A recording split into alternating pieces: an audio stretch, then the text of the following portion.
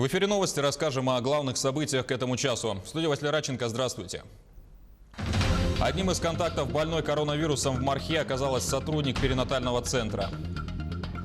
Вопрос о продлении нерабочих дней в стране обещают рассмотреть уже на следующей неделе. Российские разработчики создали модификацию робота для дезинфекции помещений в автономном режиме.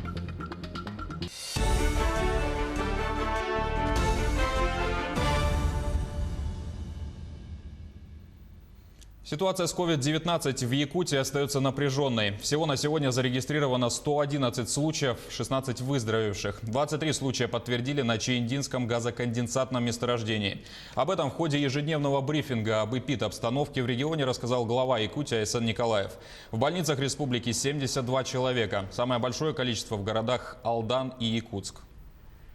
По Якутску хочу сказать, что у нас, к сожалению, растет количество больных именно от контакта мархинского, который у нас был обнаружен некоторое время назад. К сожалению, уже в общей сложности 7 человек имеют положительный анализ именно по результатам контактов с этой больной. Больная сама сейчас находится в тяжелом состоянии на аппарате искусственной вентиляции легких.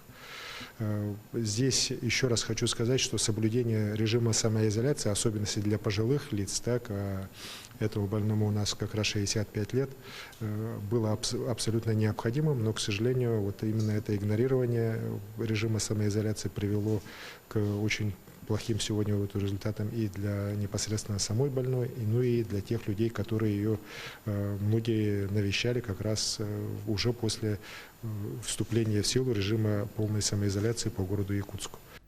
Одним из контактов больных оказался сотрудник перинатального центра Якутской клинической больницы. В связи с этим с 19 апреля по 3 мая центр закрывается на санобработку. Роженицы перенаправляются в перинатальный центр РБ-1. Ранее госпитализированные пациентки переводятся в санаторий Чебдик. На сегодня мы вводим план по перинатальному центру, уже ввели, по которому сейчас по маршрутизации все новые роженицы будут доставляться уже в Национальный медицинский центр.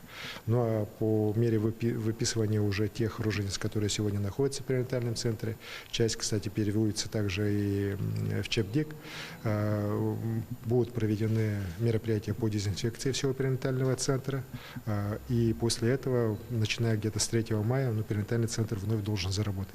При этом все сотрудники перинатального центра уже сдали анализы, они обрабатываются, пока все анализы, которые были обработаны и получены вчера, они все отрицательные. Часть сотрудников «Газпром Добыча Ноябрьск» вывезли из Чаиндинского месторождения. По решению оперативного штаба компании 14 человек доставят в Ноябрьскую городскую больницу. Ранее наш телеканал передавал, что коронавирус подтвержден у нескольких вахтовиков. После осмотра медики примут решение о дальнейшей стратегии и режиме лечения. Кроме того, непосредственно на самом Чаиндинском месторождении на данный момент работают 9 медработников, в том числе врач-инфекционист. Сегодня на место прибудут и специалисты САГАС «Профмедицина» для начала стопроцентного тестирования на COVID-19 всех работников. Биоматериал для исследования направят в лаборатории Москвы и Санкт-Петербурга. Производственные мощности по добыче и подготовке газа на месторождении работают в штатном режиме. Также глава Якутии сообщил, что за выходные на Чаиндинском газоконденсатном месторождении была проведена большая работа. Туда дополнительно переброшены группы регионального Роспотребнадзора. Сегодня туда прибудут и сотрудники МЧС, а также медицинская бригада Минздрава Якутии. По плану в основном лечение будет развернуто на месте,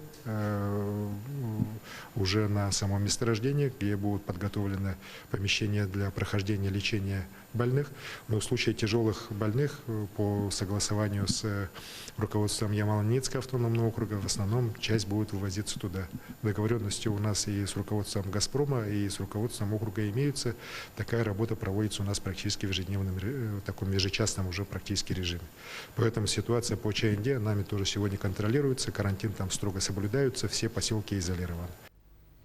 Более 100 анализов в Алдане показали отрицательный результат на коронавирус. Из всех проб положительной оказалась только одна. Об эпид-обстановке в городе с места событий расскажет наш корреспондент Руслан Павлов. В Алдане начались первые выписки пациентов из обсерваторов. Более подробную информацию нам даст главный санитарный врач по Алданскому району Алексей Селютин. Здравствуйте. Действительно, у нас 9 человек покинули обсерватор. Они имеют отрицательные анализы на коронавирусную инфекцию двукратные. Им выданы справки, и они могут находиться дома или на рабочем месте без опасности для окружающих. На сегодняшний день в Алданском районе зафиксировано 41 случай коронавирусной инфекции, в том числе 3 детей. Состояние всех стабильное. В инфекционном отделении находится 42 человека. В провизорном отделении, там, где лежат случаи, с которыми надо будет разобраться, 11 человек. Результаты лабораторных исследований после 5 часов, после 5-6 часов будут у нас. Такая вот ситуация, мы следим за развитием событий. Решение о продлении режима нерабочих дней в стране или его завершении будет приниматься на следующей неделе. Об этом в интервью на «Россия-1» рассказал пресс-секретарь президента Дмитрий Песков. Видите, вот эта неделя показала, что количество заболевших ежесуточно растет. Это говорит о том, что мы не вышли на плато. Соответственно, дождемся следующей недели. Мы все-таки сидим уже все на карантине 3 недели, получается.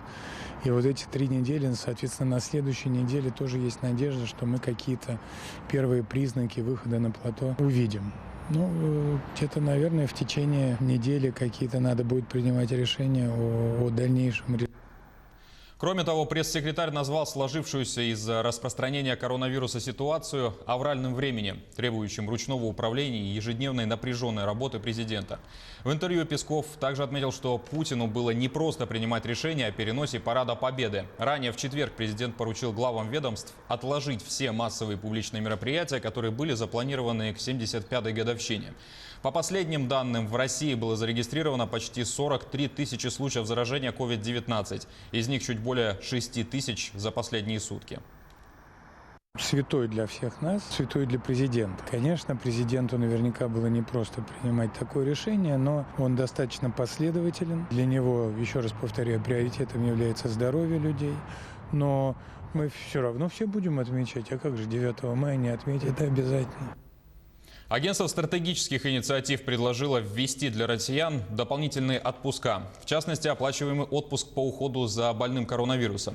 Он должен включать организацию мероприятий в пользу любого из членов семьи. При использовании экстренного иждивенческого отпуска работники должны как можно скорее проинформировать работодателей о причине и сроке их требуемого отсутствия. Также в ОСИ предлагают ввести понятие волонтерского отпуска. Его следует делать блоками по 2, 3 или же 4 недели в течение 16-недельного периода. Добровольцы могут получать компенсацию от органа, на который они работают, но не имеют права на свою обычную зарплату в период отпуска, поясняется в письме. Более 120 граждан России в воскресенье доставлены в аэропорт Владивостока вывозным рейсом из Токио.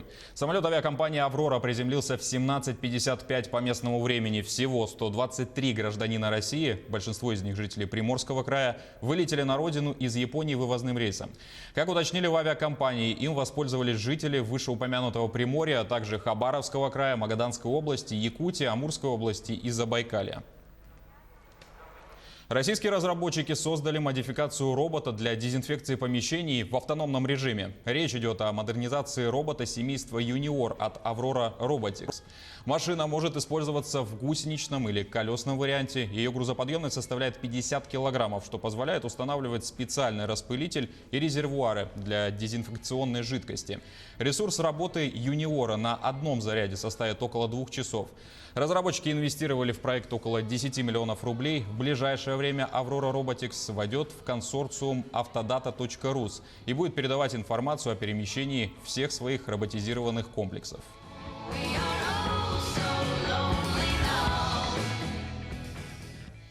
Северо-Восточный федеральный университет начал профориентационную работу с абитуриентами в онлайн-формате. Сообщается, что с 20 по 30 апреля представители учебных подразделений дистанционно проконсультируют выпускников по актуальным направлениям и ответят на интересующие вопросы. Расскажут, какие возможности откроются перед ними в университете, что предлагает федеральный вуз, помогут с выбором профессии. Также на разных информационных площадках от районного до федеральных будут выходить тематические материалы специально для обучения обучающихся и будущих студентов. Ежедневно с 17 часов по якутскому времени выпускники и их родители могут подключиться к видеоконференции на платформе Zoom. Абитуриент, желающий задать вопрос вне эфира, может оставить его на официальном аккаунте СВФУ в соцсетях под постом или в сторис о профмарафоне. Всего запланировано 9 эфиров по отдельным темам. Во время самоизоляции почти у половины россиян выросли расходы на продукты. Так говорится в исследовании Mail.ru. Насколько сильно изменилась потребительская корзина в разных городах России и как кризис сказался на их покупках. О лидерах рынка и продажах в материале Айсены Бурнашовой. Семья Габышевых переехала из Якутии на юг России не так давно. Солнце, пляжи и Черное море. Адлер полюбился супругам, и они открыли свой гостиничный бизнес. Дела шли в гору, поток туристов был завидный, вспоминают сейчас Евдокия и Евгений. Но неожиданно нагрянув, пандемия коронавируса в одночасье лишила их семейного дела и каких-либо доходов. У нас семейная гостиница, она сейчас закрыта. Семейный доход у нас очень снизился. Цены на основные продукты в магазинах, в больших супермаркетах, на базаре не изменились. Это очень радует и успокаивает. Надеемся, что карантин скоро снимут, и мы начнем свой бизнес заново, с новыми силами. Не унываем, в общем. Кому повезло, так это продавцам овощей и фруктов. На фоне пандемии резко увеличился спрос на имбирь и лимоны, посчитав, что эти продукты укрепляют иммунитет и даже снижают вероятность заболеть коронавирусом. Люди скупали их, не жалея денег. Только на прошлой неделе в Краснодарском крае за килограмм золотого корня торговцы просили 7 тысяч рублей. В основном фрукты и овощи не подорожали. У нас подорожал только лишь имбирь, чеснок и лимон. А самый пик удорожания имбирь сколько стоил? До 50 доходил. И люди покупали? Покупали, да. Вдогонку Mail.ru представил и свои данные. Тратить больше денег на еду стали 43% россиян, почти половина населения страны. А чего не ожидали, так это спроса на строительные товары, увеличение на целых 24%. При этом стоимость той же шпаклевки или настенной плитки осталась неизменной, отмечают якутяне. Ремонт я откладывала очень давно, но как раз во время самоизоляции появилось какое-то время, и в основном я свою физическую силу никуда не затрачиваю и как раз-таки вот сублимирую в ремонт. Сейчас в данный момент занимаюсь ремонтом в ванной, ну и по мелочи много чего уже успела сделать. Между тем, осознанные покупки – основа экономии, да и покупательская активность меняется каждую неделю. Совсем недавно в топе покупок у россиян был имбирь и лимон, и до этого список возглавляла туалетная бумага и гречка. Ну а сейчас тяга пропала к покупке антисептиков. С чем связана такая ситуация? То ли это злая шутка маркетологов, то ли некая ситуативность товаров. На этот вопрос аналитики пока не спешат ответить. Но как бы то ни было, при любом раскладе деньги теряет только покупатель. Экономисты бьют тревогу. Не поддавайтесь эмоциональным покупкам. Еще неизвестно, сколько нам придется сидеть на самоизоляции. Не позволяйте недобросовестным продавцам наживаться на нас. Как оказалось, у большинства из нас снизился уровень дохода, и у очень многих нет финансовой подушки безопасности. Сейчас самое время копить, а не тратить. Так что берегите свои финансы и, главное, свое здоровье. Оно нам еще пригодится. Айсена Бурнашова, Джур Березкин, Иван Черков. Адлер, Москва, Санкт-Петербург, Якутск. Это были все новости. До встречи в следующем часе.